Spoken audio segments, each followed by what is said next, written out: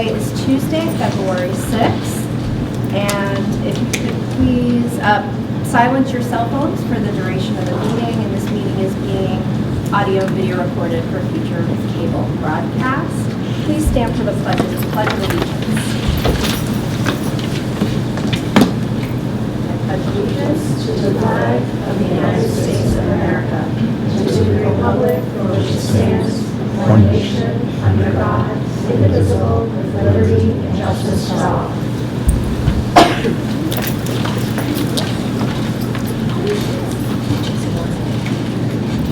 Okay. Just give it a second for him to get settled.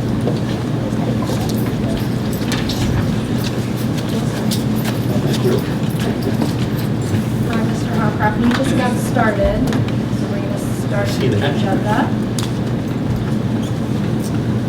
Okay, we're looking at the approval of minutes, payroll, and warrants. Yeah. Oh, sorry, yes. We could do a roll call, please, to officially. Mrs. Downing? Yes? Mrs. Gomes? Yes. Mr. Hood? Yes. Mr. Howcroft? Yes. Ms. Cordero? Yes. Great, thank you.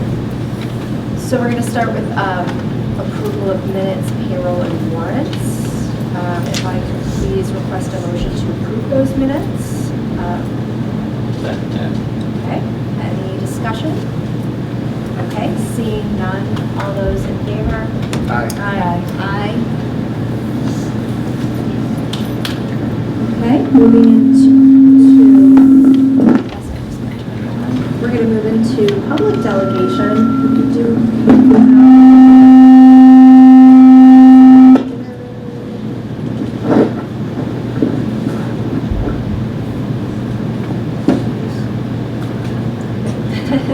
all right, so we're going to move into public participation at the meeting tonight. We do have one individual signed up for delegation, so I would like to invite Shelby Hamilton to the podium. And if you could just state who you are, your address. Sure. I'm Shelby Hamilton. I live at 2 Manor Drive in Fairhaven. I have been a teacher in this district for 15 years. And I saw later on our agenda that we are going to have a proposed school calendar. So I wish that we were able to see the proposal first before talking about, I know delegation comes beforehand. But I did see that there was a change this year, well this coming year, that there might be we go into school 2 days earlier than normal. So that would be teachers reporting on August 22nd, the Thursday, Friday, and then the next week, which is when we normally come in, the students come in for the whole week. So I just was wondering, when we talk about it, just the reasoning behind that and just any benefits that we see from that. Just from a teacher point of view, that means that the custodians have less time to clean the school, which I know is always an issue, that they run to the very end of the wire to get that done, especially with the Acushnet Elementary School going a little bit later this year. That will give them even less time. Speaking as a teacher, I come in early to set up my classroom, so again, that would be less time for teachers to prepare for school. Summers are super hot in August normally, so I know last year we were all sweating bullets when we came back in August and September. So I just look out with no air conditioning in the district that, it would be very hot. People already have planned vacations for this coming year that they weren't expecting it to be earlier to come to school. And I know, not on my case, but a lot of coworkers have students who are in college. So that's a perfect time right at the end that they usually bring their kids back to school, help them pack up, move in, those types of things. So those are just the points that I want to mention upon before, you start talking about the proposal. That's all I have to say. Thank you so much. Thank you so much for your comment.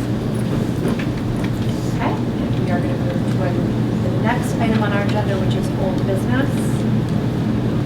So, we've got policy. Turn that over to you, Dr. Sure. Bailey. So under old business A and B, it's the second reading, and if people are comfortable with both of those, we would like a vote tonight. The first one is public comment at school committee meetings, and the second, which is BEDH. Second policy is GC, professional staff responsibilities, is the second reading again. So we would be looking for a vote to approve those updated policies under A and B. Okay. So if I could request a motion, please, to approve policy BEDH, public comment at school committee meetings, as written. So moved. Any further discussion on that? Okay. Seeing none, all those in favor? Aye. Aye. And then I would also like to request a motion to approve policy GC, which is professional staff responsibilities, as written. So moved. Second. All right, any further discussions or questions on the policy? Okay, seeing none. Motion I think it was Sarah, we have a second with Dr. Hopcroft, Okay, thank you. or Mr. Hopcroft. So I think I have a motion on the table for GC. Did I have a second on that one? Yes. Okay, all those in favor? Aye. Aye. Thank you. Also, C, policy JH, there's no vote on that. We just wanted to let you know that both of the policies now reflect the same information for the attendance that was brought up after we took the vote last meeting. So we're fine there unless anybody has any questions. Okay. Okay. Moving on to new business with Dr. Bailey's report. Yes. So the first one is happy news, bittersweet, of course, for the district, but we have retirement recognition. I'd like to call up our nutrition director, who will be speaking regarding Dee Silva, who is retiring after many years of being in the district. So this is Shelley Mello. And I would love it if Dee could come up and stand with Shelley. You have enough names? You only know faces? Yes.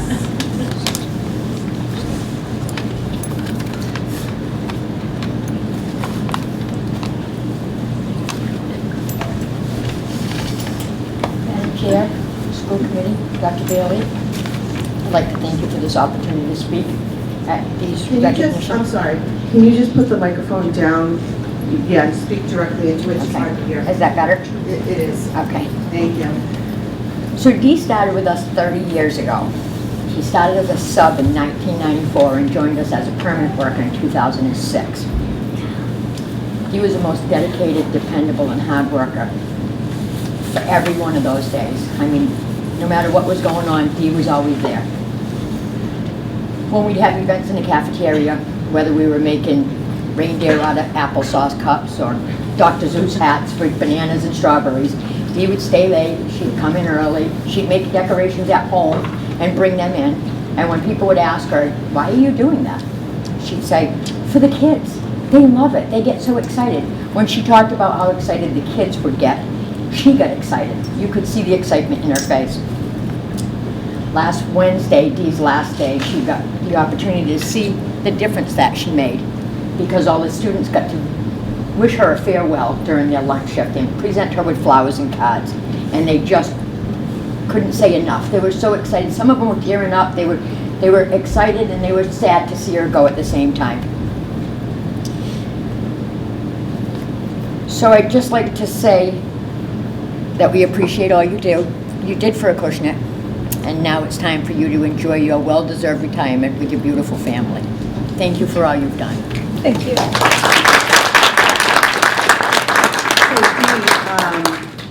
Lunchtime is the favorite for the students, and I know you're going to be missed. I mean, you are a familiar face in that cafeteria for teachers and students, and we appreciate everything. We do have something for you tonight, and I would love it if you would come up, and if the school, and Shelley as well, and if we could just take a quick picture.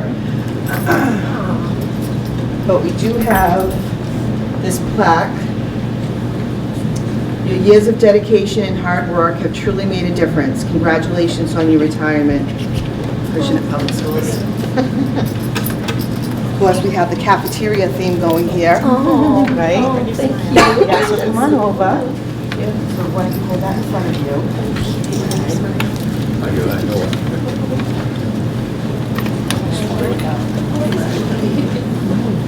That's so cool. No, you're in the middle. You're front and center.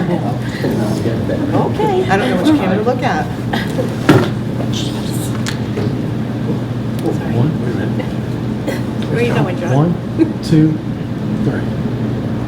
All right, you guys are great. Okay, thank you. Thank you. Thank you, congratulations again. so much. Yeah. Congratulations. Thank you So much for all your years of service. Yes. Okay. Good luck. Enjoy your That's retirement. Oh, thank you so much. So I just want to formally say that we have Hot Cocoa Day on Monday, and Dee will be subbing for the Hot Cocoa Day that I'll be serving, so I'm so happy that I'll get to see her again, and happy that it's not goodbye, and that she will be taking the time to substitute in the cafeteria, which is great. So thank you, Dee. Thank you. Okay. Next, we have the school calendar, which is a little different this year because we have the presidential and state elections. So we have 2 election days that we had to consider. And because Acushnet does not have precincts, if you will, everybody from the town comes to the schools to vote. So that wouldn't really work with the traffic, with the amount of cars in the lot. And I know that the school committee does not want school opened on the days that we have voting. So that puts us 2 days behind. So we could do this, a bunch of ways, but basically we followed last year's calendar. We checked the calendars for, especially for Fairhaven and New Bedford. Everyone's getting out around the same time, which is mid-June. We always have to account for 5 snow days. The issue now is we have a holiday in June, which is Juneteenth, which if we run into that, that puts us possibly in that very last week of June if we didn't account for the 2 early days. Also fiscally, every time we run a school day and New Bedford and Fairhaven are not open, so if we were to go later than them, it's $400 a bus, which it's a lot. Yes, it is hot in August, but it's also hot in June. You can't control the temperature either month. I know I had to bring my daughter to college when we had school open. It was the week, that following week is when I had to do it. It doesn't matter to me whether if we take the 2 days off and move it down, but keep in mind, if we have snow days, we run into Juneteenth and we run the risk of having school till the end of June, and if other districts are not in line with that, we end up paying $400 a day per bus. So we really do try as much as we can to keep our calendars in line with the other districts. We tried not to waste those 2 election days, and we tried to have the staff here for professional development days, because they are by contract here for 184 days. The students are here for 180 days. So those 2 days, as you can see, we have the presidential election and another state election, really kind of threw the calendar off this year. Okay, can you, when is the election again? So it's November 5th. Oh, okay. Oh, I'm sorry. Yeah, September 3rd and November 5th. When, do we know when Fairhaven and New Bedford's last day is? Yeah, you had,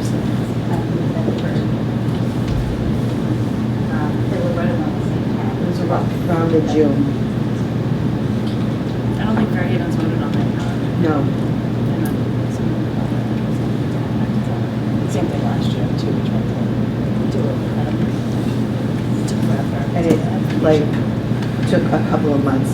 Yeah, like they didn't do it right away. Right, that was a problem. Were there other permutations of this that you consider that would allow, I'm just curious, right? Like, that would allow us to start on a similar timeline and not get out late? Are there other things that could be modified? If we don't have snow days, right? If we don't have snow days, right, if we don't have snow days, Then that would be fine if we then pushed it everything out. works out fine. We get out June 13th if we started the 2 days that we normally start later. If we have snow days, the following week is a holiday on the Thursday. And like I said, we only had New Bedford's calendar. They're getting out mid-June. So That's accounting for, that's building in 3 anticipated snow days? June 16th is New Bedford. It's like a crystal ball. Right, yeah. Madam Chair. I mean, just keep in mind, the other districts go to school on the voting days, so they allow so the that's the kids to go to school, so they don't lose those 2 days. And the 2 days are, so if we remove those 2 days, then we would go to school on the 28th, correct? August 28th. The students would. Hypothetically, yeah. Yes. But instead they're going that Monday. Well, again, this is a draft. This is Hypothetically. just a Right, but what we would proposal. normally do would The be- proposal is teachers return back 2 days before we start school. And the kids usually come back for 3 days that first week. This would give the students a full week back, starting on the 26th, if we went with this one. If you went with the 2 days later, the teachers would return the 26th and 27th. The students would begin on the 28th. And that would push 2 days down in June. Madam Chair, yes. Do you have a comment? I think the time has come where we should be re-examining whether we have elections in the schools because of some of the pressing needs of our students, which may be more priority, and also in the realm of our responsibility as school committee members. The role of the school committee is basically to, we're in charge of the buildings and basically our scope is to, or mission is to have the best educational possible activities for our students and for the community. So I agree with the previous comments that having going into August, and keep pushing into August, whether they are effective instructional days, and if you figure out how much we spend per day for an instructional day, and then we're losing that amount of time and performance and input. I was reading today, for example, the colleges, for example, are going back to what they had pre-COVID as far as when they're accepting students. They're looking at test scores, performance scores, and high school performance rankings more than ever. They're going back. So are we creating on a voting issue, which is very important, one of the primary things of the community is, have the community people vote. But are children or students going to pay a price in the sense of having a deficit in their performance when they are competing, to go to college on all the performance, SATs and so forth. So I think what we're looking at is what our prime responsibility. I fully understand all the alternatives of where the voting should be, and and the value in one location. We know what affects this too is we have early voting, voting by mail, which lessens the population of people voting. In the building, in our building. So I really want to toss out before we finalize the calendar whether we should just say, look, our primary responsibility is to basically serve the needs of our students and their basic welfare, and that's our primary responsibility. And the town itself will have to maybe make an alternative as far as voting. So I'm hearing your concern that because there's voting in the school, that we're closing the school for those 2 days. They're not losing those 2 days though, because we're adding them on into the calendar, correct? Right, but we added them on 2 days early. Right. Right. They've never lost No, days of the education. students- Well, they're not losing because of days, voting. but they're losing effective days. They're losing effective days as far as instruction. When you have trying to have instruction in 2 additional weeks in August, you're pushing way into the summer vacation. There's heat factors, there's, there's heat factors all year long, but August tends to be most intense. Okay, sorry. I didn't And we yet understand. got to I thought have, you were which including we're that working for on, to busy have days. air conditioning, but we don't. So therefore, in my estimation, that we're losing some valuable type of education, for our children by this present setup. I know you're stuck and you've done a great job in trying to work Well, I'm out all the just nuances. telling you there's But I think, options. it's a time is the fish are cut bait.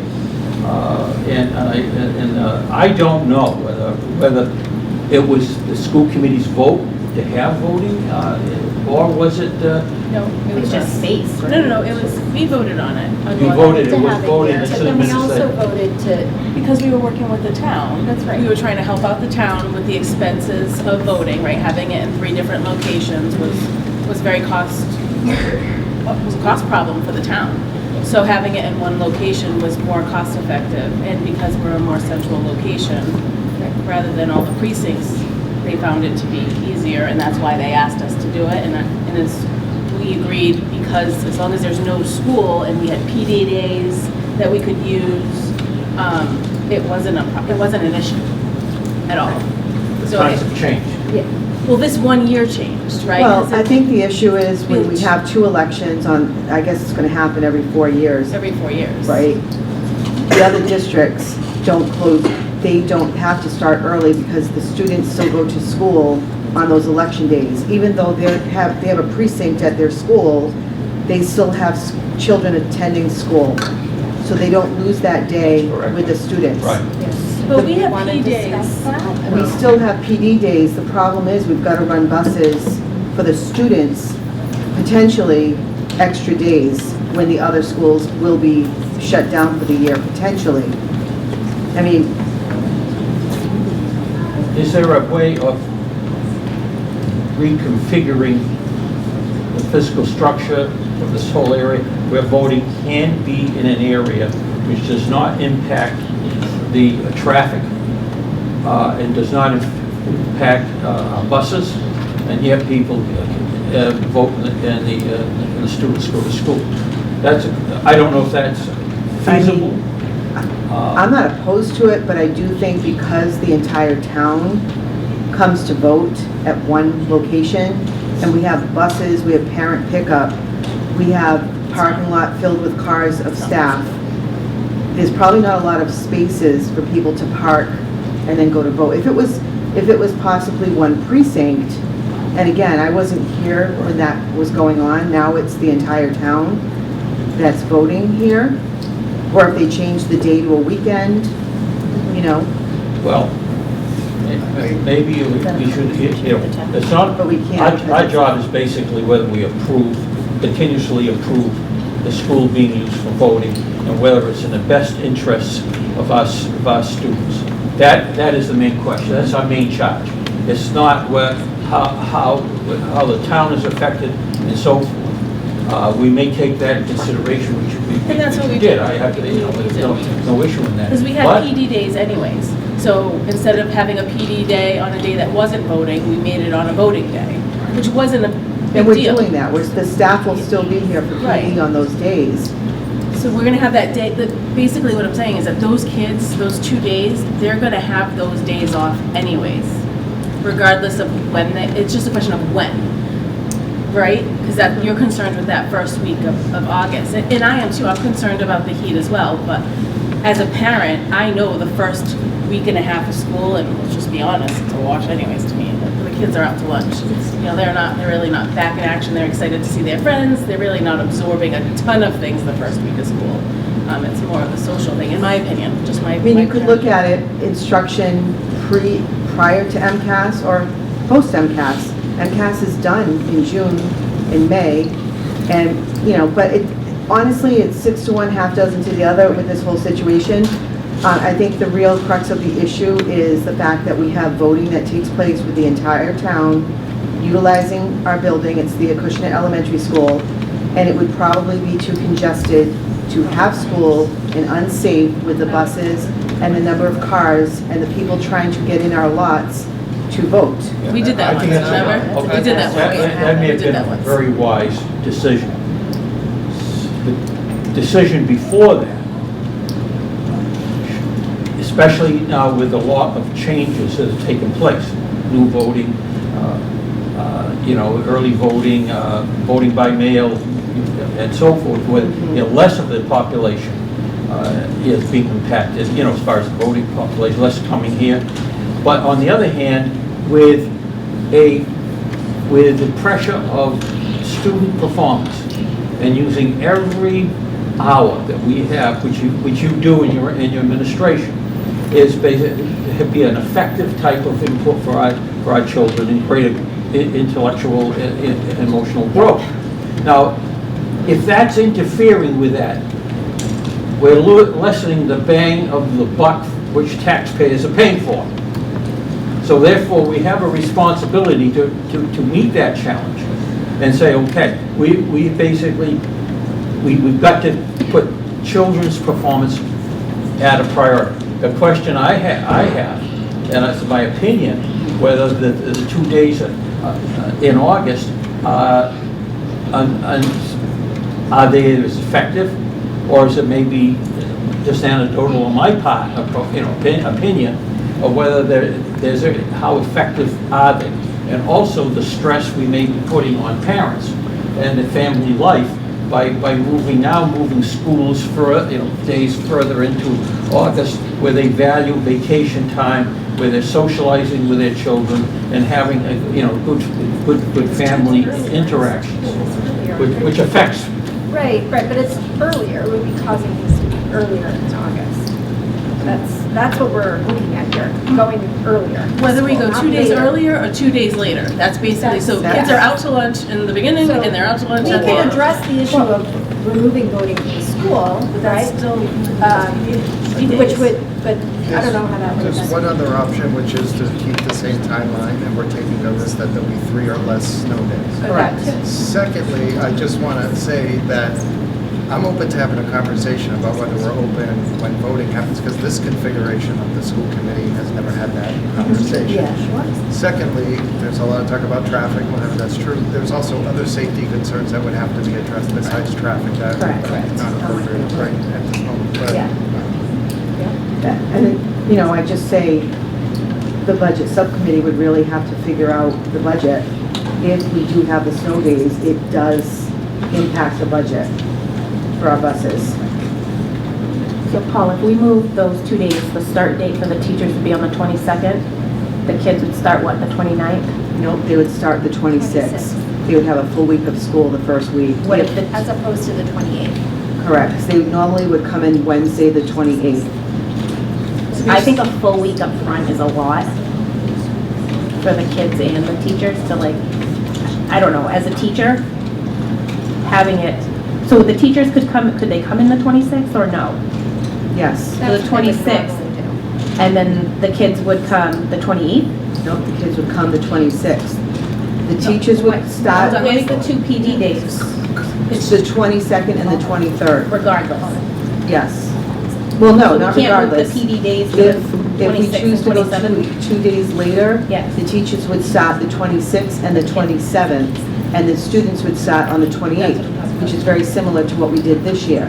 I am just simply pointing out it will have fiscal implications, and as long as we can figure that out, and hopefully, like Mr. Hood said, we don't have snow days, it's like a risk, because we have a holiday in June now that we have to tend to. So it's 2 days. It's really what the school committee wants to do. So I'm just trying to understand the dates. The I 11th? think we gotta table this because it gets. I'm just trying to into the understand voting- what June would look voting like option. first before we table it. So the last day right now is slated for the 11th Yeah. with 5 snow days, 1, 2, 3, 4, 5, would bring us to the 18th. Yep, And then we push out 2 more days, the last day, if they start on that Monday, would be the June 20th, correct? The 19th, they'd be out of. No, But because 19th is the holiday, the so it'd be that 19th 's Monday. it would be Monday, the 23rd, which is the last week of June, With 5 snow days. with 5 snow days. So I think, But everybody would be around that time, right? Like if everybody had snow, It depends. It's different. We could have an emergency of no heat, right? Right, I know. Districts I know. have emergencies. I know. That's why it's so hard to plan these things with the other districts. So early. All I'm doing is pointing out what's in front of us. That's all I'm doing. Could we, and if we don't have it now, fine for we think the buses are gonna cost us X if no one else is running them versus what it costs us. $400 a bus. What does it cost How us many now? buses with the are other- there? Like, how much above our normal cost is that? Oh, I don't know, I'd have to check with Patrick, but it's How many buses total are there? 10. Just trying to understand, like, the order of magnitude of it, like, what is really at risk here? $4,000 a day. Right, 10 buses times $400? But it already costs us what? It already costs us money to run those buses. This is an extra 4,000 a day. Right. So that's the extra? Yeah, I believe, yes. Can I make a suggestion?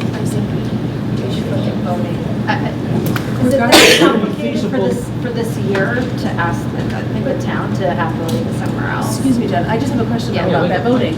We're gonna have PD days anyways, so Right. what does it matter about voting?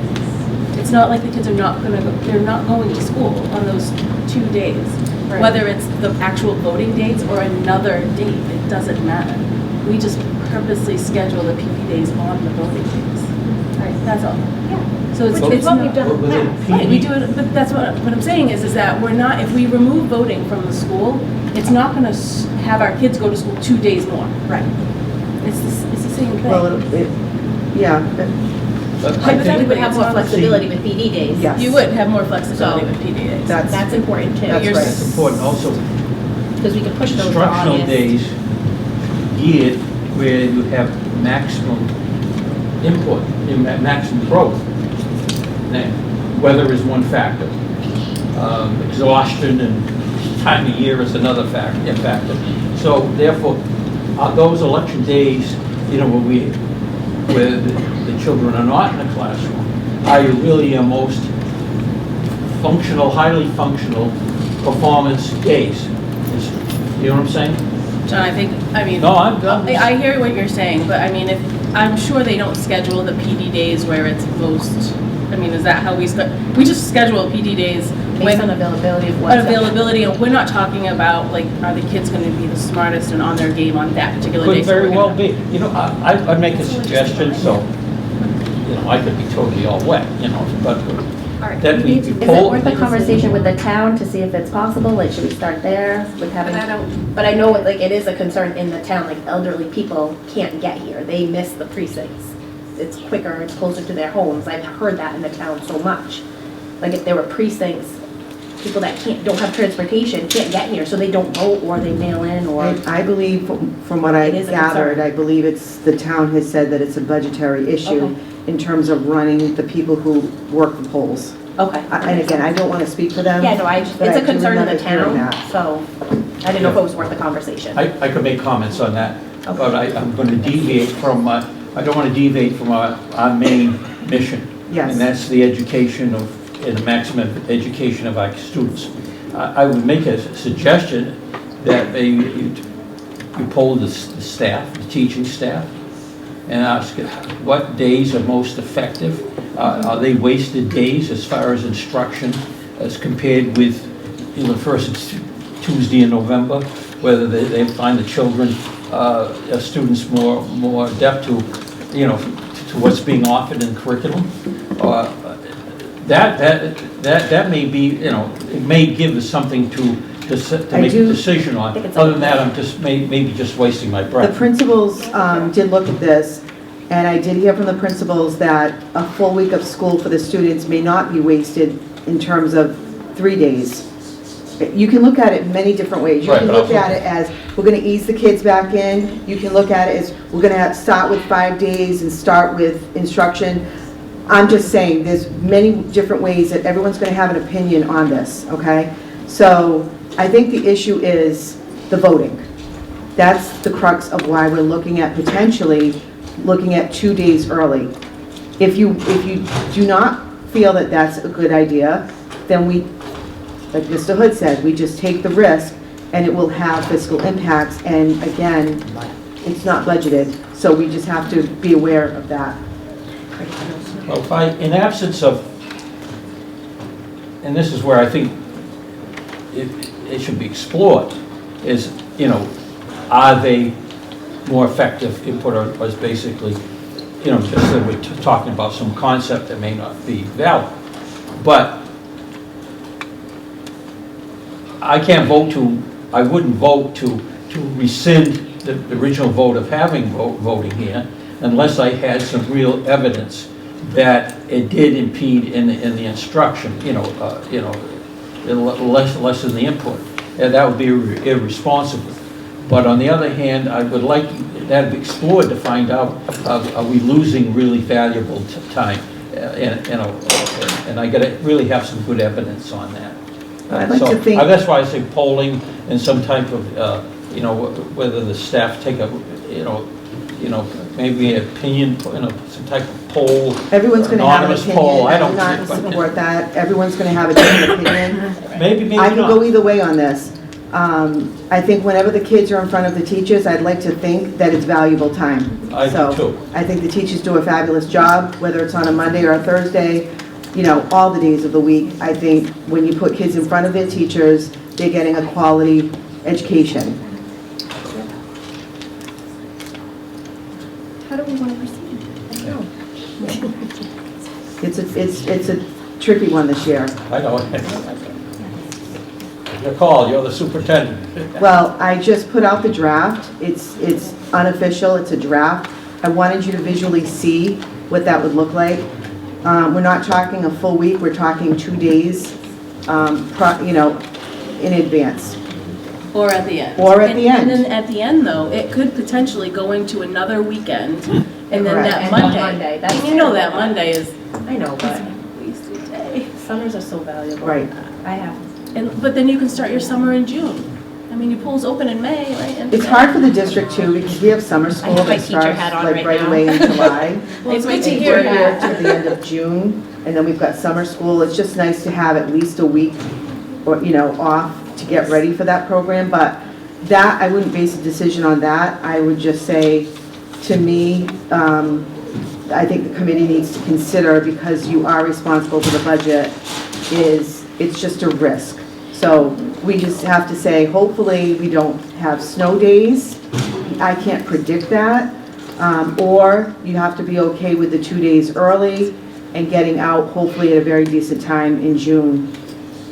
I'm not doubting Sarah's math, but it would be nice for me personally if we could get a I was just confirmation suggesting of the that. total cost. Yes. And what the risk is, because I know it's only 2 days, but summer's really valuable, and if we can get around it and start on normal time, that would be my personal preference, but I agree. I would like to make that decision with all of the information. So can we Okay, table right. this and bring it back, and then we have a budget Yes. subcommittee? I agree with you, Ron. Yeah, should we can find do out exactly how much this is gonna cost. Then I'll, yeah. And then That makes sense. unfortunately, we're gonna have to weigh.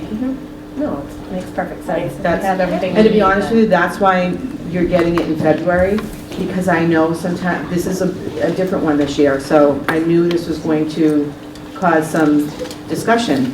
So we can certainly do that, and then we'll put it back on the agenda for next month, and we'll get you the That's fair. I information. think that's fair. That's All fair. right. Is that good? Table that, get some more information, and So try to motion make the to best table then? decision. I'll make a motion. Yep, I'll second. all those in favor? Aye. Aye. Good All right. conversation, though. Okay. That was good. Thank you.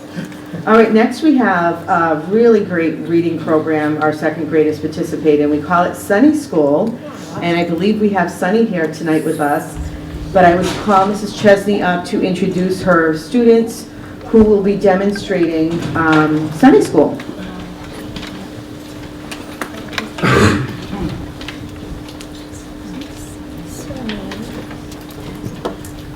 Chairwoman Downing, members of the school committee, Dr. Bailey, thank you so much for having me.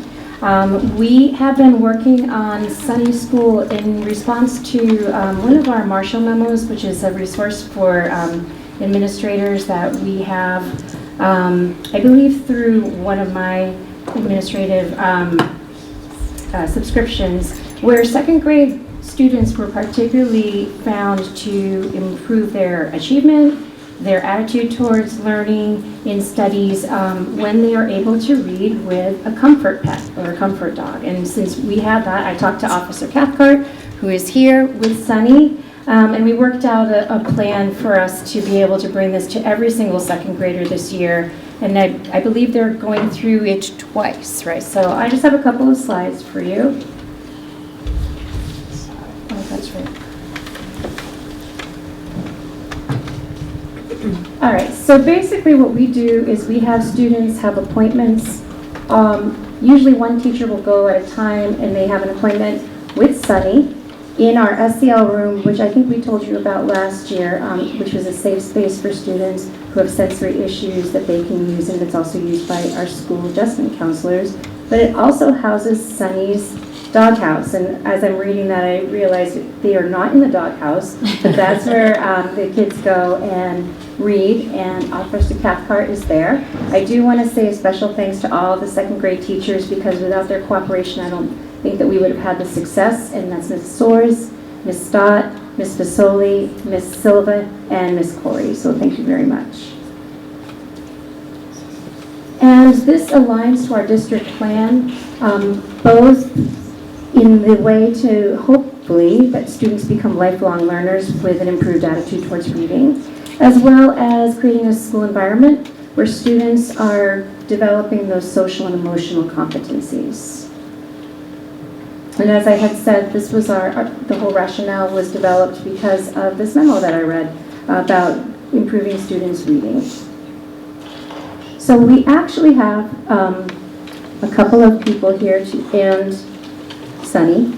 So we could show you kind of the process that the kids go through. We have Brielle and we have Maddie, and they are going to read a chapter. Did you want to tell them what you're reading? You want to tell them? You tell them. Okay. Okay. Say.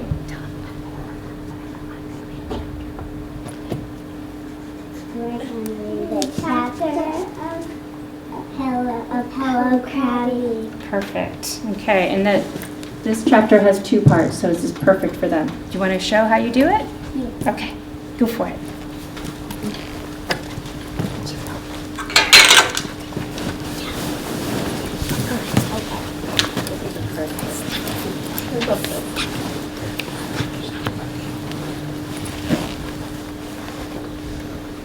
The joke. Hey, Crabby. What?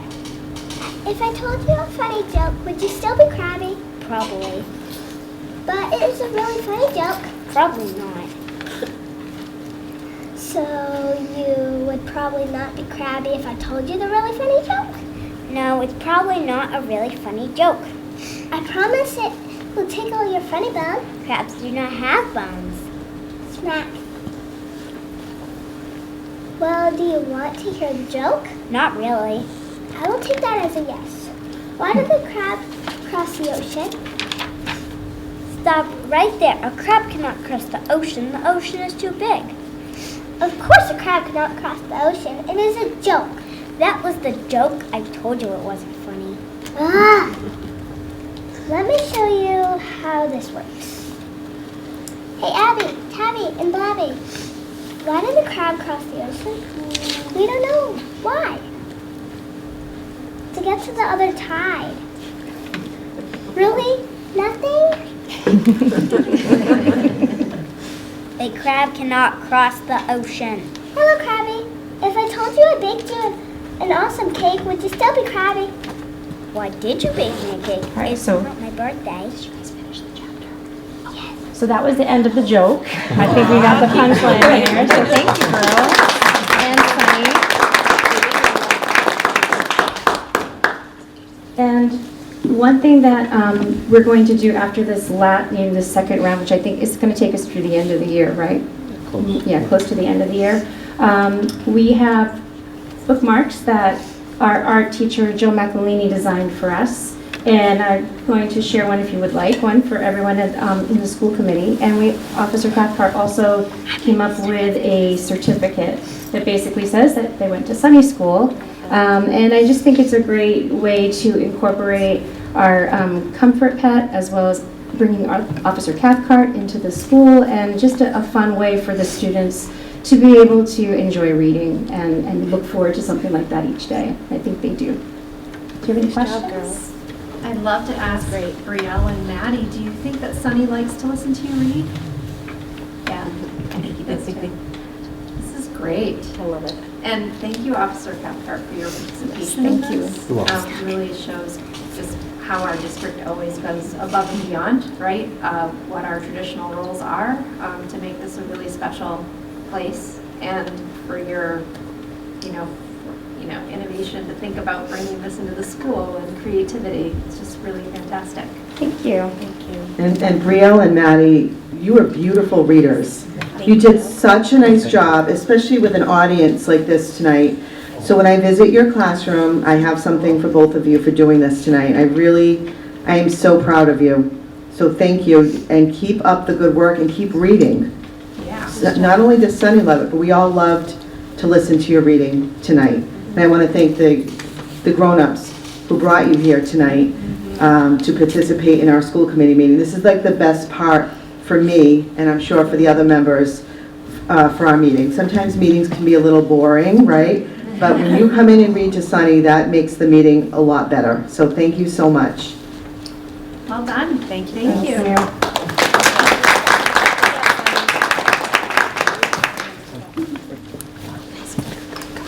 And thank you, Officer Cathcart and Ms. Chesney. It's a great program. I want to read to Sunny. I know. So I think I missed the numbers. Every second grader. Will have the opportunity to participate. That's really great. That's incredible. Yeah, it's great. Next up, we have Mr. Missler, who will be giving us an update on his technology department. Good evening, Madam Chair. Good evening, School Committee. Good evening, Dr. Bailey. Pretty quick one for you guys tonight. We've submitted our CRDC data. We're a month ahead of time. Thank you to Kathleen Bourne and everybody for this, because it took pretty much the entire admin staff looking at all our data to get this done. Another thing that we've been working on diligently is our budget. If you're in board docs, you can actually click on our 10-year plan. I submitted that to you guys earlier on. We've done some updating, and you'll see our next year. It actually made our planning pretty smooth, and working with Mr. McIntyre has been fantastic, and his entire crew. We also work with the curriculum department, Andrew Lugari, and rolling out some Ignite reading for the kiddos. That's been fantastic. And go to our website. We're currently training our building admin on the new website. Please take a look at the AES and FMS websites. You're going to see some live updates, some news articles. They're doing it constantly. It looks fantastic. Outside of that is in the background, we're streamlining more procedures, and it's been business as usual. Any questions for me? I would recommend for parents to check out the websites on their phone as well as their computer, because there might be different views. So any suggestions? I know Mrs. Sylvia sent out an email to give comments and concerns. So great. Awesome. I haven't done it yet. That's why you haven't heard from me yet. This weekend. Just wait. Don't check your email. Thank you, Ms. Missler. And next, I'd like to call to the podium Mr. McIntyre, our business manager, who will be presenting with me the superintendent's FY25 recommended budget.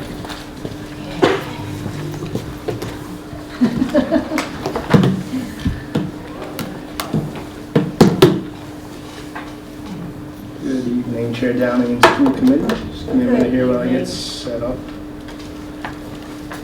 Fortunately for me, I thought this was going to be the hard part of tonight, but the district calendar preceded this, so... We're lucked out.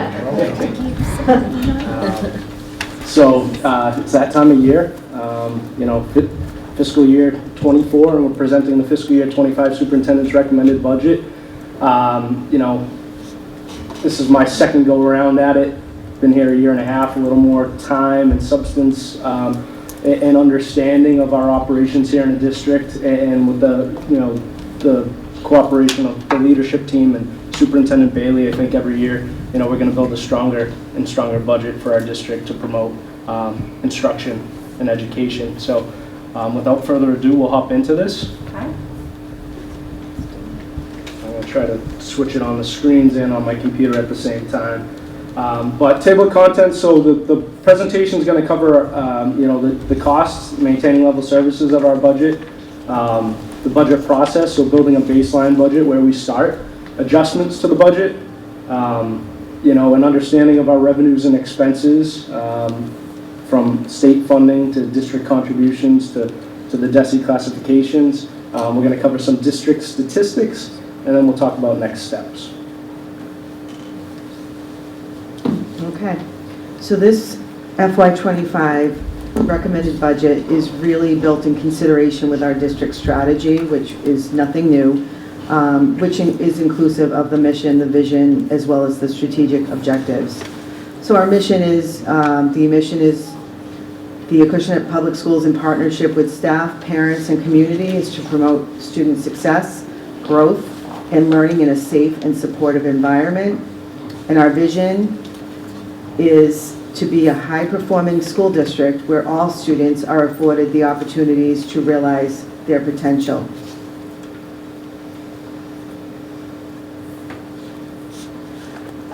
So we have three main pillars that align with our district strategy. The first one is achieving academic excellence for all students. The second one is creating thriving social and emotional learning experiences, or SEL, for all students. And the third is strengthening partnerships with parents and the larger community. And again, our budget revolves around our district strategy and our plan, as well as these strategic objectives. So in order for Acushnet Public Schools to really deliver what we delivered this past year in FY24, we must at least maintain level services. So because the school districts are not typical businesses, many of the associated costs are in essence fixed or mandated by federal and state laws. And as such, level service costs are easily identified.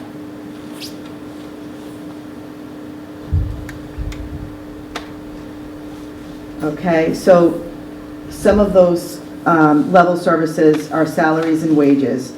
We have about 150 full-time employees. Most of our employees belong to a union. Those who do not are typically under contract. So all of those agreements really dictate an individual employee's annual pay and benefits. So again, those are fixed costs. Another fixed cost is technology. As we know, at Acushnet Public Schools, both schools are one-to-one. So that means every student has a device that they learn on, they access curriculum on, they access instructional guides, things like that. And with that, we need a robust infrastructure to maintain security, to maintain internet, and accessibility. So those essentially become fixed costs built into our model. And the curriculum is really the meat and potatoes of what we do each and every day, and it's essential for teaching and learning so that every student has access to a rigorous academic experience. So without the core curriculum, teaching techniques would be disjointed and inconsistent from one classroom to another. So as you can recall, 6 years ago, we heard a lot about, curriculum not being aligned. We've since changed that. So in order to substantially save on the curriculum, funding it generally is entered into 3 to 5 year contracts, which is fixing its cost over that said period of time. And special education. So out of all of these, special education costs are the most volatile, unpredictable, but mandated costs in the district. On a per pupil basis, special education costs are at a minimum approximately double of that of a general ed student. So to provide equitable services to all students, our district must have funding for fixed and mandated costs which support early identification, assessment, related, and social and emotional services, just to name a few. So finally, in order to be eligible for supplemental special education funding, Acushnet must budget and spend at least the same amount of funds as the prior year, and this is known as maintenance of effort. In addition, we have our transportation fixed costs, which again are mandated by law. We're required to transport students that live more than 2 miles from school to and from school. We've brought that in even closer through school committee policy to transport students within a mile of the schools. So there's no way around that. We have our high school tuitions, which obviously we don't have a high school in district, so we have some sending high schools that we have contracts with that we're responsible to front the tuition costs for those schools. Again, fixed, no way around that. And then facilities, you know, take it or leave it, we have aging buildings, and with aging buildings and aging equipment come fixed costs of keeping the lights on, the heat on, utilities, and then just, you know, general repair and maintenance costs that you can assume annually.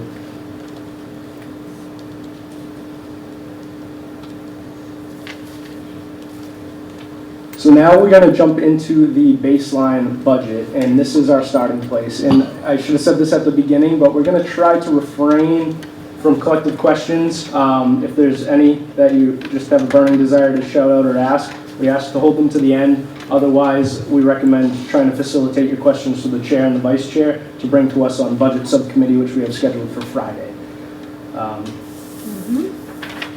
So jumping into the baseline budget. So again, the first step in the process is to build a baseline. Where do you start? And the baseline for a level service budget is you start with FY24's budget and you consider, you know, where those costs are going to be a year out. Annually, budget changes are generally consistent. So again, salary, contractual obligations, planned retirements could give us some savings. Enrollment changes, do we see an increase or decrease in size? Do we need more licenses, more Chromebooks, things like that?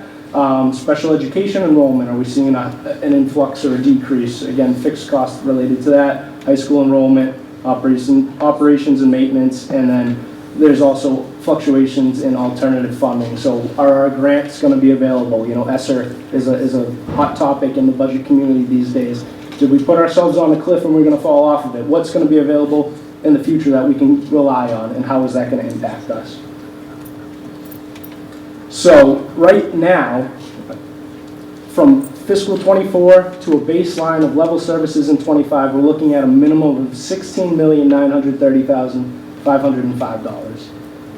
And the makeup of that is your core DESI categories. So your personnel costs, administration, instruction, pupil services, operations, community services, and programs with other school districts. I'll touch upon those as we get through this presentation. But ultimately, if you follow the first column, well, let's start with the first row. That's our baseline. Our baseline of our baseline, if you will.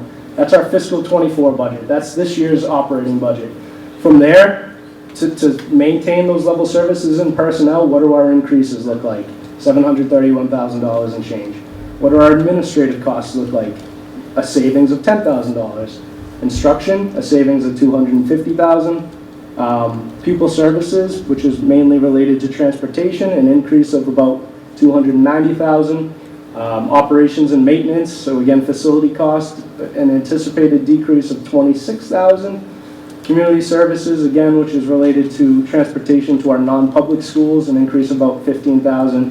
And then programs with our other school districts, which is related to our high school tuitions, about $124,000. So from our baseline to our fiscal 25 baseline, you know, there's a 5.43% increase, bringing us up to that $16.9 million number.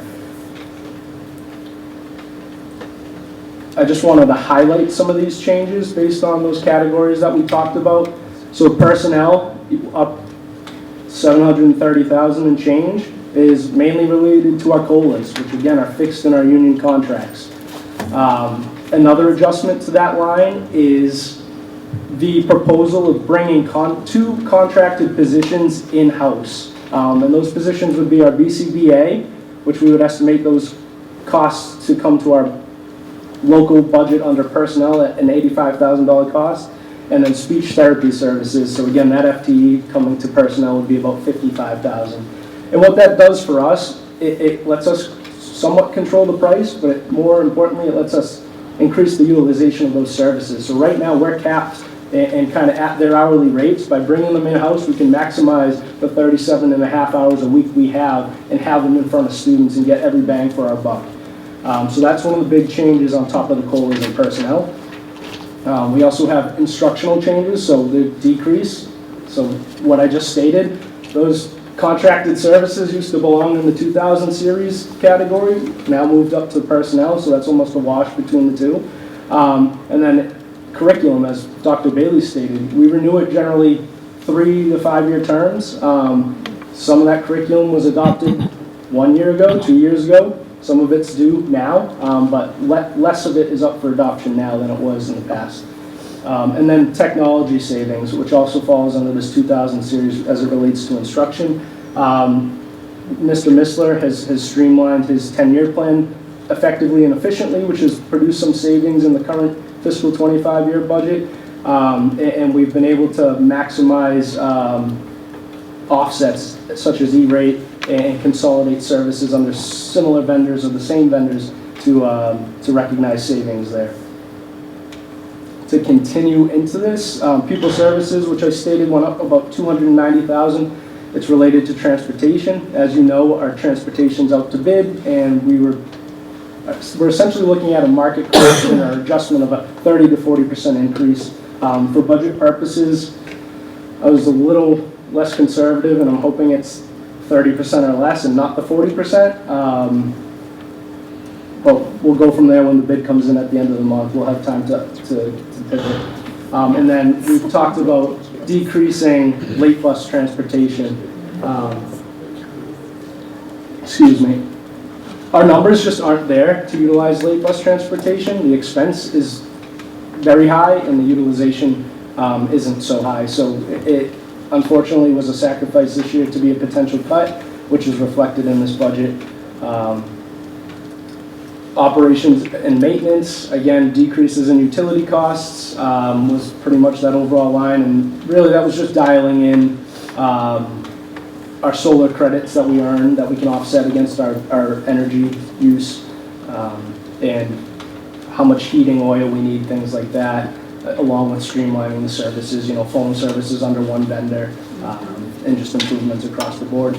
And then programs with other school districts, we're anticipating increases in tuition rates based on the calculations built into the contracts and predicted enrollment changes. And as far as enrollment changes go, just to share, we're expecting an increase in New Bedford of 3 regular ed students and 1 special education student, and then a decrease in Fairhaven of 22 regular ed students and 10 special ed students. And we still, because of the rates, are seeing an uptick in costs. So that is important to me. It's not all just an enrollment, but those fixed contracted tuitions are getting to us.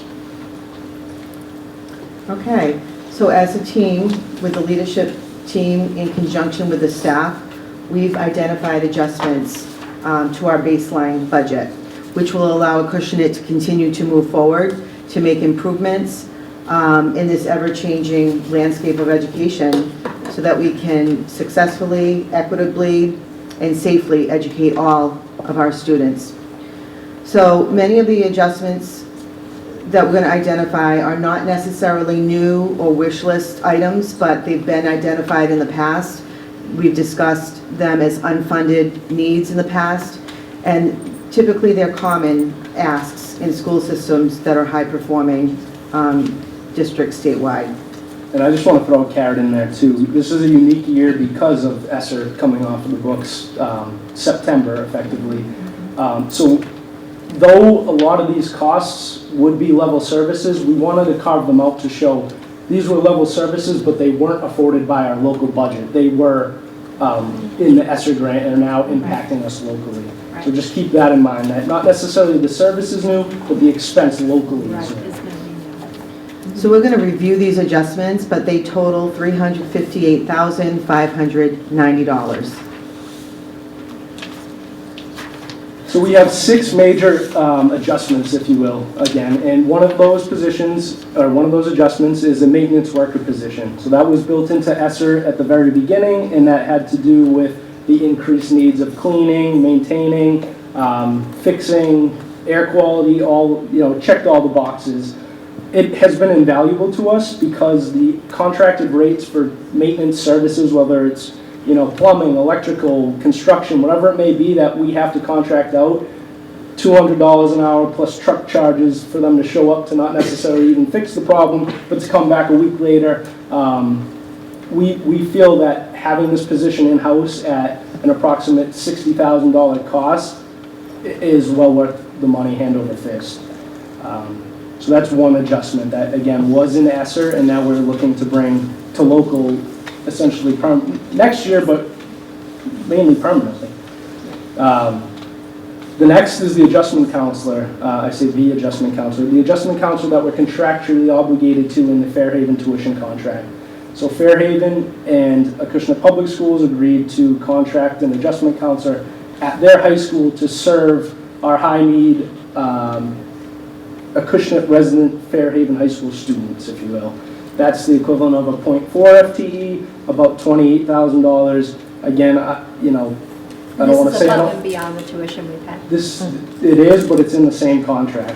I'm not sure how it got to be an ESSER. I never removed it since I jumped on board, but again, it's unavoidable. It has to be built into our local budget. We signed off on that service.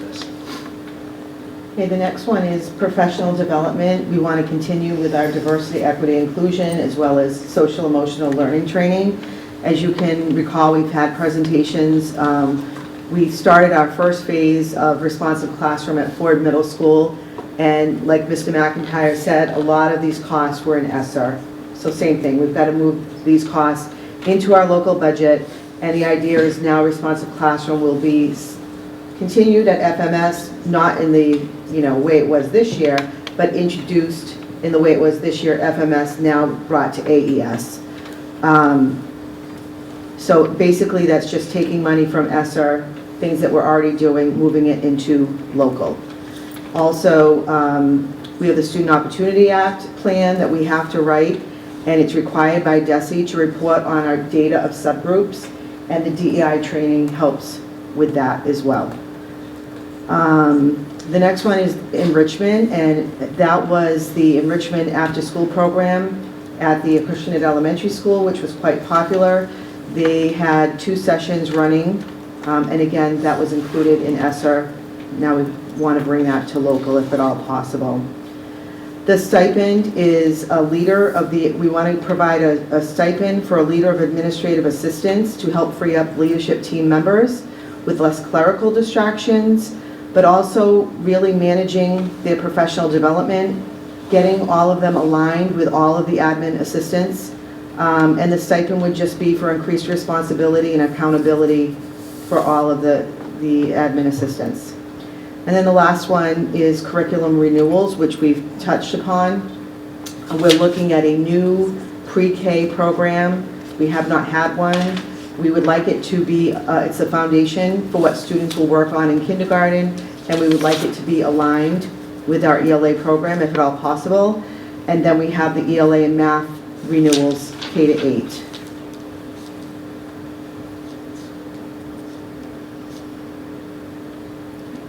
So in summary, we started with a baseline budget of a 5.4% increase to 16.9 million.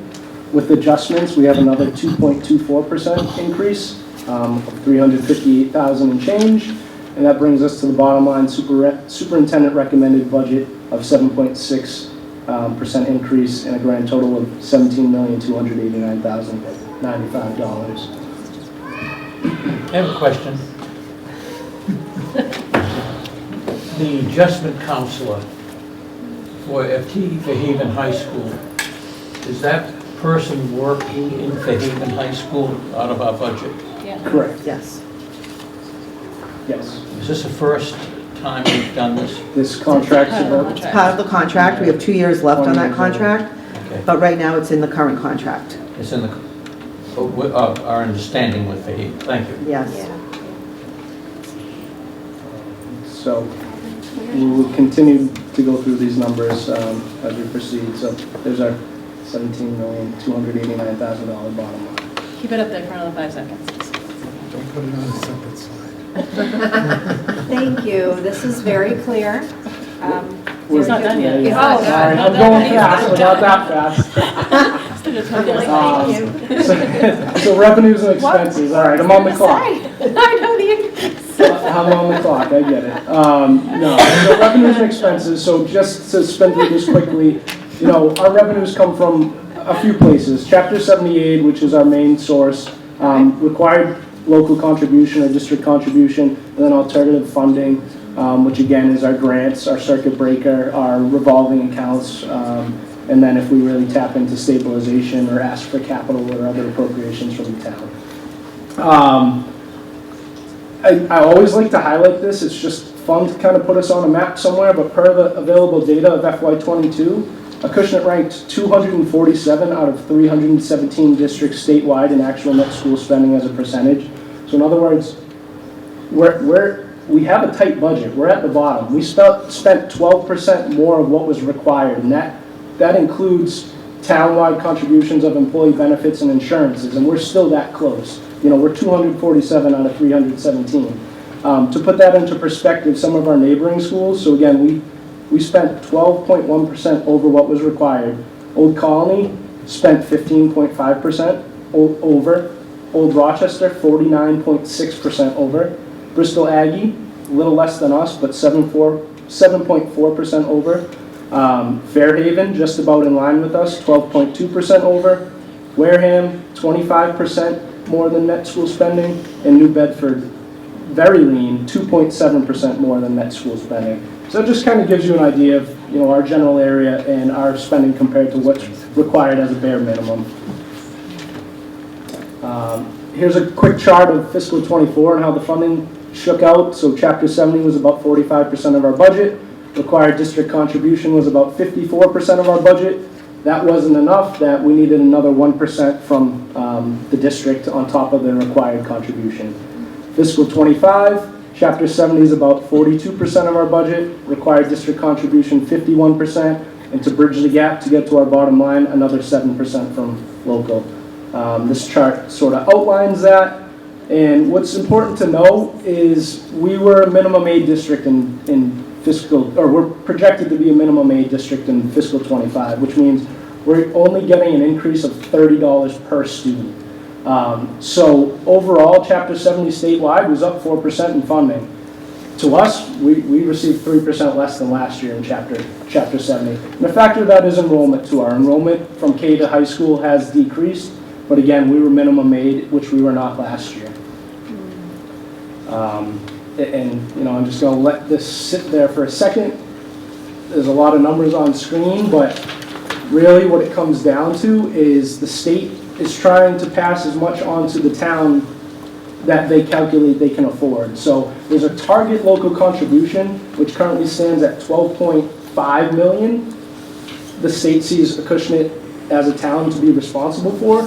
Currently, our required local contribution is $11.2 million, so a good $1.3 million below target, and that 11.2 is then split between Acushnet, Old Colony, and Bristol Aggie, and those numbers are shown there on screen for you. But that we could spend the whole night in presentation. Are on these Chapter hard 70. numbers, or are these subject to change? These are preliminary, so these are the Preliminary, governor's subject to numbers. change. It has to go through the whole state budget process. I wouldn't expect major changes as far as Chapter 70 goes at this point. And then just some more charts. I wish this one was a little bigger, but hopefully on your screen it is. I broke down our costs from year to year between the major DESI classifications. And what I want to highlight on this slide is 61% of our costs are related to personnel, 8% or 8.5% are related to transportation/pupil services, and then another 21% is related to our high school tuitions. So 91% of our budget is related to these costs, which again, we essentially determined are fixed. And to take that one step further, this 91% accounts for, sorry, I'm losing my notes here, a 7.86% increase in our budget. So our overall increase is 7.67%. Those costs in those categories contribute to 7.8% increase. So we've made as many cuts as we possibly could without cutting people and services and buses from the administrative costs, from the instructional costs, and from the maintenance costs. that we're actually a decrease from year to year, but this increase in these other fixed major categories is really what's hindering us. I'm going to just skip through these slides quickly because again, it's just a breakdown of the same information. Again, you can see there that our salary costs are up across the board. Our tuition costs, which is the no object code, is up about 5%. Supplies and materials, up 9%, but that's 0.37% of our budget, and really is just due to the increase in costs of doing business. And then other expenses is actually down a little bit. And then again, by location, excuse me. Let me skip the slide up here. So this highlights our special education costs by districts and schools, and then our regular education costs from elementary and middle school, and then our high school costs by regular and special education. And then just as the slide states, our special education costs represent about 31.5 FTEs, which is approximately 1.7 million. AES is about 50.5 FTEs, and FMS is about 45.5 FTEs. And that includes teachers, paras, admin assistants, custodians, everybody. Okay, we want to just quickly review some data, our demographics, the number of students, and student achievement data. So hopefully you can see the chart, but basically you will see that we've maintained pretty good class sizes over the years. And I think that's really important to us as a district. It's always been. And then it also talks about, how much we expend per pupil. And just to highlight here as well, classroom size is always a hot topic, and how many teachers do you have, and how many can you reduce? What would that do to classroom size? Our average classroom size in 24 is almost 19 and a half, 20 students. The state average is well below that. It's 17 students per classroom. So, if there's any expected cuts, it's only going to increase our number and take us farther away from, state average and state expectations. And then on top of that, again, pupil expenditures as well.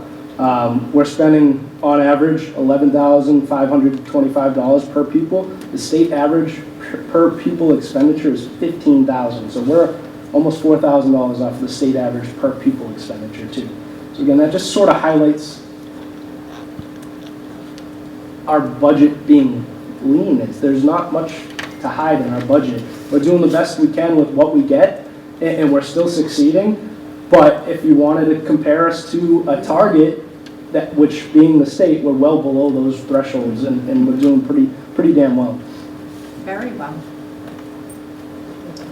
So we found this quote, and I think it really couldn't be more true when we need to try to maintain adequate classroom sizes and per pupil expenditures. As you know, these directly impact classroom instruction. So, and we've done MCAS and data student achievement presentations, as you know, but I thought, again, this is important to note that we have had overall increases from the 2022 to 23, and we do continue to outperform the state. However, we have many more students that we need to get into those performing and exceeding categories. We still have work to do, which is one more reason why we need to continue to fund classroom instruction and curriculum. So that's the ELA scores, as you can look at. We have the math and the science. And you will see that we have work to do, which is why we need the funding. So again, those weren't so much to present on, but rather, just data for you to absorb while you go through the presentation and look at our numbers. And then we have a little more data. The state offers the START system, District Analysis and Review Tool, where you can compare many things on scores,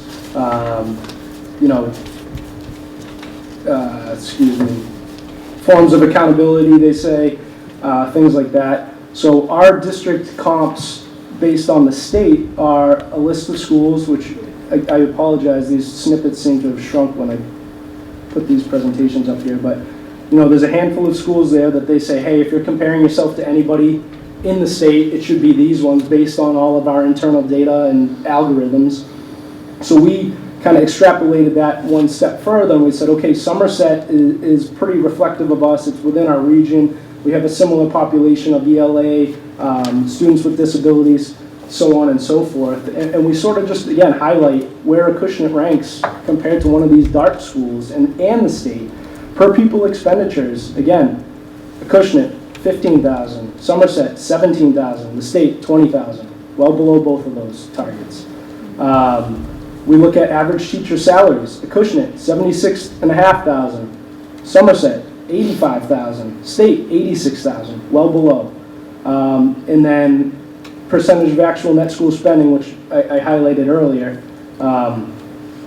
Well, this is based on percentage of net school spending on a foundation. We're at 115%, Somerset's 141, state average is 129, again, well below. And then, again, net school spending as required over or under the budget. We're at about 111%, Somerset's 141%, state average is 125%. So, when it feels or sounds or seems like we're crying for help and asking for all this money, we're not. It's just, it's the cost of running the business of education. And let me just remind everyone that we did a presentation earlier in the fall, and we didn't really get into the DART schools, but we got into schools within the region, and we were outperforming the schools within the region. So just to remind you that, we're really utilizing the resources we have to the best that we can. Mm-hmm. So just in summary, building this budget was an all-inclusive process. I want to thank especially Mr. McIntyre and our entire leadership team, as well as the principals who also worked in conjunction with their staff. I want to thank the budget subcommittee because we have been constantly meeting to review this, and we have another meeting on Friday. We will continue the collaboration, and we intend to get input from this committee, as we stated earlier tonight, from the public and from town administration. And that's just the way it goes. Every item in this budget can be aligned to a strategic objective in our district strategy. And I went over those pillars with you, and they're listed there. And this budget maintains level services and looks forward to growth opportunities and efficiencies. So it's a very lean budget. So in closing, I would just strongly recommend that families and the public continue to watch on the local cable channel and have input. You can email us, contact Mr. McIntyre, or anyone on the school committee, especially the budget subcommittee, which is comprised of Mrs. Gold and Mr. Howcroft, because we want your input. It's really important to us that all of the voices are heard of all stakeholders in the community. Every item in the budget can be aligned. Oh, I'm sorry, I'm on the wrong, oh geez, hold on.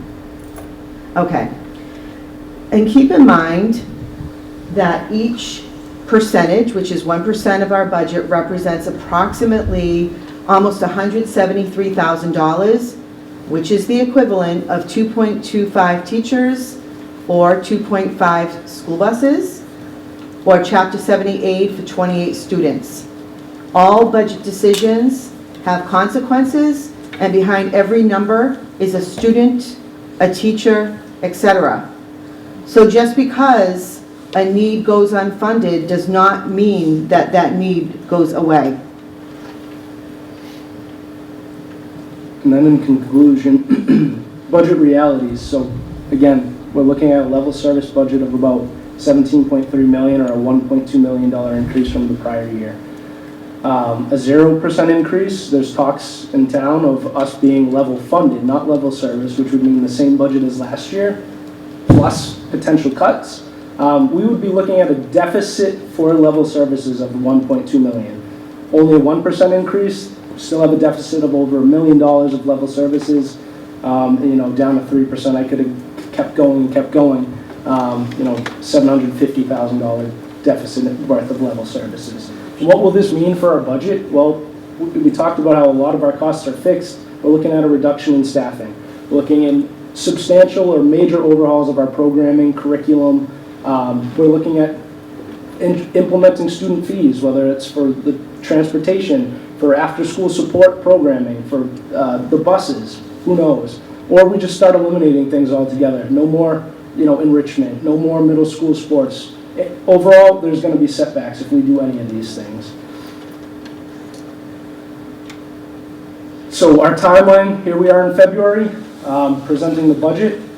Again, in February, we're going to be meeting with the budget subcommittee multiple times and some representatives of the school committee and the town finance committee and the town administrator. In March, early March, we're anticipating a joint meeting with the select board and the town of finance to present, this version of the budget or this version with adjustments based on your feedback tonight. In April and/or May, we're going to back into this date based on when they set spring annual town meeting. We will have our public hearing and vote to adopt the budget. And then again in April or June, right now they've counted May out for the spring annual town meeting. So in either April or June, we'll present our budget on the warrant at spring annual town meeting and hope to see it voted through.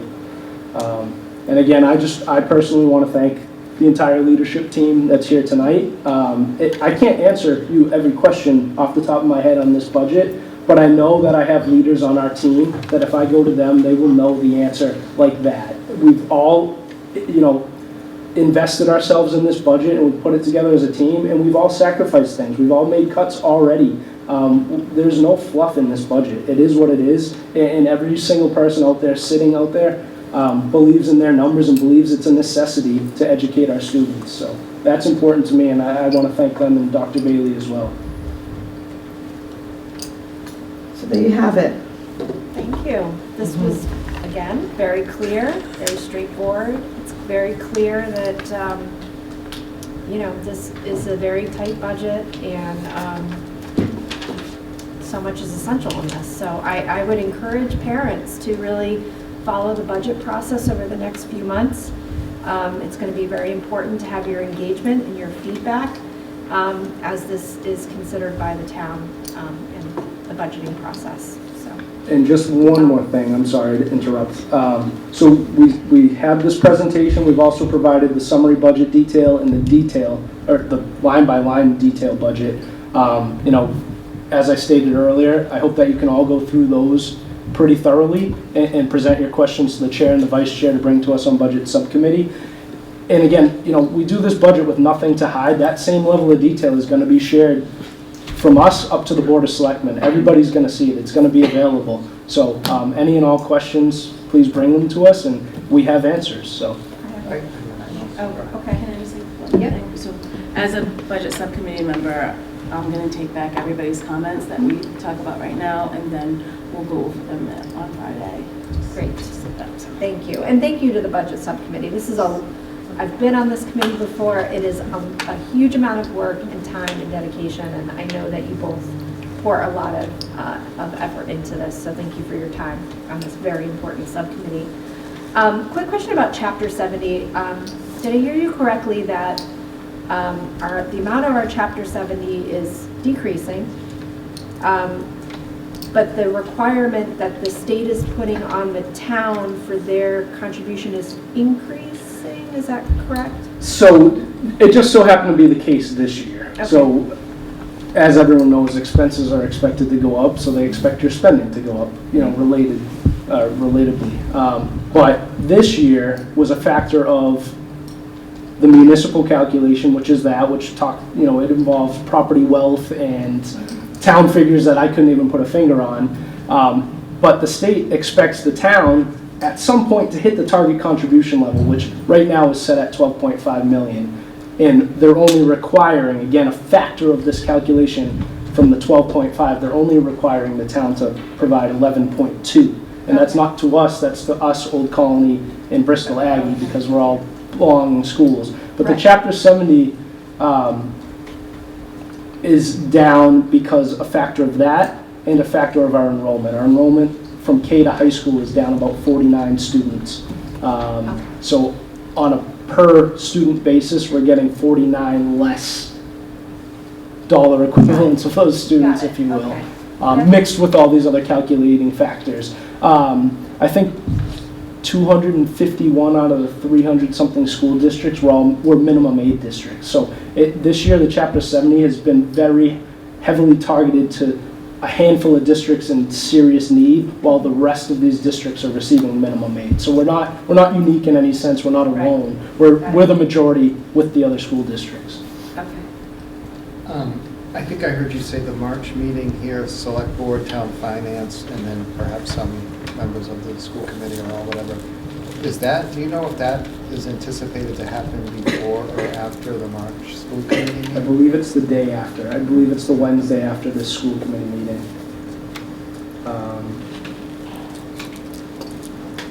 Let's pull up my calendar. So we will have our next school committee meeting on March 5th.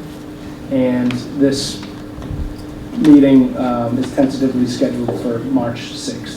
I think that would be ideal, because I think it would be beneficial for this committee to, especially for some matters that need to be discussed in exec session, to have that conversation before that meeting. Yeah, agreed. Absolutely. And, by then too, we're going to have some insight on what our transportation is going to cost. Those bid results will come in by the end of the month. We've talked about our almost capital needs assessment, this energy procurement that we're going through. We won't necessarily have numbers by then, but we'll have a vendor and we'll know what we want to focus on, and maybe we can get some target, amounts for where, on top of this, we still haven't talked about capital needs, so that's another component. I know safety and security, we have some things in mind that we want to do.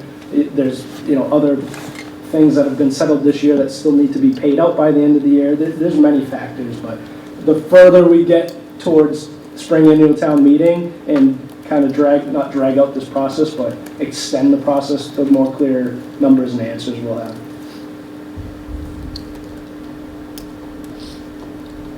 Melissa, any questions? Good. John, any questions before we move on for the budget subcommittee to consider on Friday? Oh, he'll be there anyway. Oh, that's right. He'll be there anyway. You'll be there, so, right. Okay. I think we can move on then, if we're not. Thank you. Thank you very much. Great presentation. Appreciate it. Thank you. I added this because I just received an out-of-state field trip request today, and when I looked at the date of the trip, it's March 14th and March 15th, and by the time we really get this going, and our school committee's not until March 5th, we have to schedule the buses, etc. So I put this before you tonight for a vote. As you know, our policy states any out-of-state field trips must be voted on, so this is our first graders attending. The destination is Norman Bird Sanctuary in Middletown, Rhode Island. And you have the information in your packet. I would just be requesting a vote to approve that tonight. I request a motion to allow the out-of-state field trip to Norman Bird Sanctuary in Middleton, Rhode Island on March 14th and 15th. So moved. Second.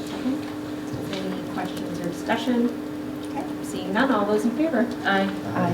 Thank you. And that concludes my report for tonight. Thank you. Thanks, Dr. Bailey. And we have our business manager report. Back up at the podium. Good evening, Chair Downing and school committee. If you haven't heard enough of me, this will be brief. We're going to talk about this year's budget a little bit, but again, good news is we're on track. We've recognized some savings. We've recognized some lines that may be forecasted to be overspent. We'll have those transfers in-house and voted on as needed, but we're chugging along nicely. A couple of highlights again, we got our energy management service request for qualifications out this Monday, as well as our transportation bid.